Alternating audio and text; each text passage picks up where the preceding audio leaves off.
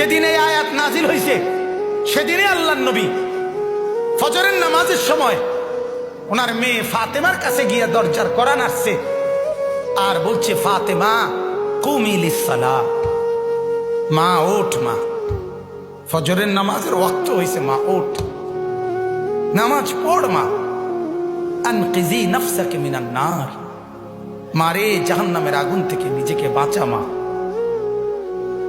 ফাইন্নী লা উগনি আনকে মিনাল্লাহি শাইআ। ফাতেমা, হাসরের ময়দানে আমি মুহাম্মদের মেয়ে এই কথা বললে মা আমি তোরে বাঁচাইতে পারবো না। তোর সেজদা দেখাইতে হবে মা, তোর গোলামি দেখাইতে হবে, তোর পর্দা দেখাইতে হবে মা, তোর দিন দেখাইতে হবে মা।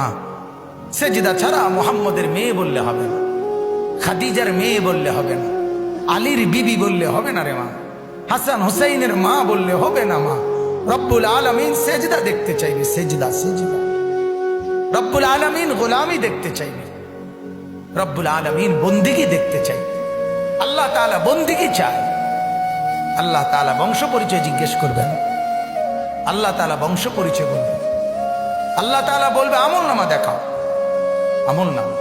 ওয়া আম্মা মান উতিয়া কিতাবাহু বিশিমালি, যার আমল নামা বাম হাতে দেওয়া হবে, যার আমল নামা বাম হাতে দেওয়া হবে, কোরআনে আল্লাহ বলে সাথে সাথে সে চিৎকার শুরু করবে আর বলবে, হায় হালাকা আন্নি সুলতানিয়া, আমার রাজত্ব শেষ, মা আগনা আন্নি মালিয়া, আমার কোনো মাল আমার কোনো কাজে আসলো না।